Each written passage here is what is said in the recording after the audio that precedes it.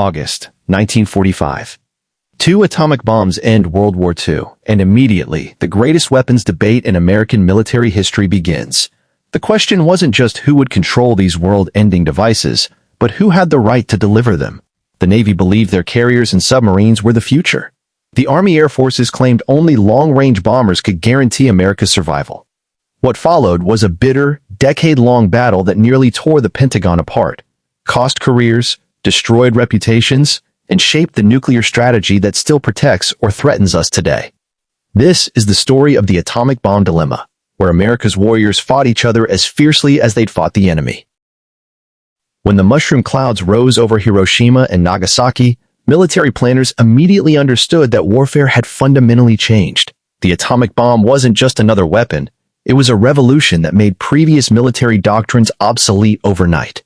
But here's what most people don't know. The fight over who would control America's nuclear arsenal began before the radiation even settled over Japan. The Army Air Forces, soon to become the independent United States Air Force, saw their moment. For decades, they'd been subordinate to the Army, fighting for recognition, for funding, for respect. Now they held the ultimate trump card. They had delivered the bombs that won the war, and they weren't about to let anyone forget it. General Curtis LeMay and his bomber advocates made their case with brutal simplicity. Strategic bombing had brought Imperial Japan to its knees. The B-29 Superfortress, flying from distant bases, had carried Little Boy and Fat Man to their targets. Only heavy bombers, they argued, had the range, the payload capacity, and the proven track record to deliver atomic weapons deep into enemy territory.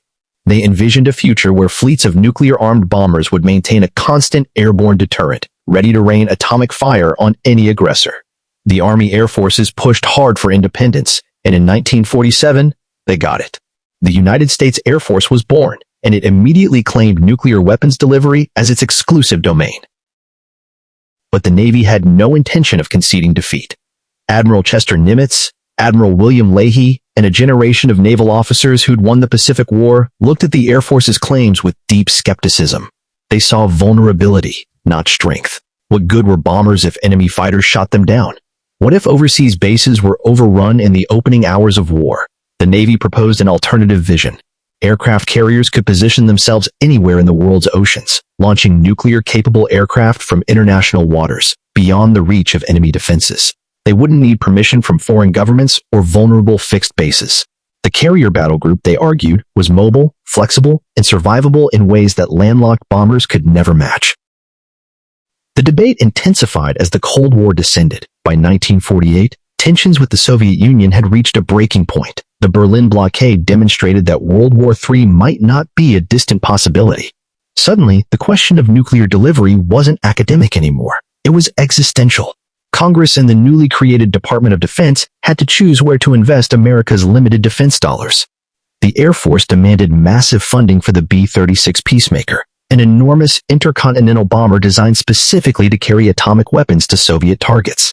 It was the largest mass-produced piston-engine aircraft ever built, with a wingspan longer than a football field. The Air Force claimed it was invincible, America's ultimate deterrent. The Navy was horrified.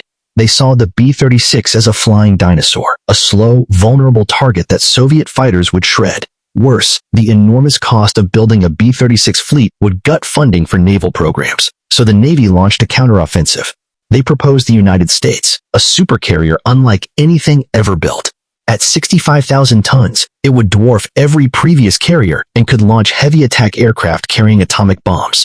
Secretary of Defense James Forrestal approved construction in 1948, and for a brief moment, it seemed the Navy had won a crucial victory, but the celebration was premature. In 1949, everything changed. A new Secretary of Defense, Lewis Johnson, took office with a mandate to cut military spending and a strong bias toward Air Force strategic bombing. Just 5 days after construction began, Johnson canceled the United States supercarrier. The decision detonated like a bomb inside the Pentagon. Senior naval officers felt betrayed, convinced that the Air Force had manipulated Johnson and that inter-service politics had trumped strategic necessity. The cancellation triggered what became known as the Revolt of the Admirals, one of the most dramatic confrontations in American military history. In the fall of 1949, the conflict went public. Navy leaders took the extraordinary step of openly challenging their civilian leadership. Admiral Arthur Radford testified before Congress, systematically dismantling Air Force claims about the B-36. Navy witnesses presented evidence that the bomber was vulnerable, that its performance had been exaggerated, and that the Air Force had engaged in unethical lobbying. They argued that putting all of America's nuclear eggs in the Air Force basket was strategically reckless. Captain John Crommelin leaked documents to the press exposing what he saw as Air Force deception. The hearings were explosive, broadcast nationwide, with accusations of fraud, corruption, and incompetence flying in all directions. The revolt of the Admirals ended badly for the Navy. Secretary of the Navy John Sullivan had already resigned in protest over the carrier cancellation. Now, Admiral Louis Denfeld, the chief of naval operations, was forced out after his congressional testimony. Captain Crommelin's career was effectively over. The Air Force had won the political battle. Congress authorized continued B-36 production and affirmed the Air Force's primacy in strategic nuclear delivery. But the Navy refused to surrender. They couldn't build their supercarrier yet, but they found another path forward. Throughout the early 1950s, the Navy modified existing carriers to handle nuclear-capable aircraft. They developed the A.J. Savage, a carrier-based bomber specifically designed to deliver atomic weapons. It was a compromise, smaller and shorter range than Air Force bombers, but it proved the concept. Navy carriers could project nuclear power globally. Meanwhile, visionary officers like Admiral Hyman Rickover were pursuing something even more revolutionary. They were developing nuclear propulsion for submarines. Rickover understood that a submarine powered by atomic energy could remain submerged almost indefinitely, invisible to enemy detection, armed with nuclear weapons, the ultimate second strike capability. The Korean War temporarily eased tensions between the services. There were enemies to fight rather than each other, but the underlying rivalry never disappeared. The Air Force continued expanding its Strategic Air Command, building thousands of nuclear weapons and hundreds of long-range bombers. By the mid-1950s, SAC dominated American nuclear strategy. General LeMay commanded a force that could obliterate the Soviet Union within hours. But technology was evolving in ways that would change everything again. The development of intercontinental ballistic missiles and submarine-launched ballistic missiles created entirely new delivery systems that neither traditional bombers nor carrier aircraft could match.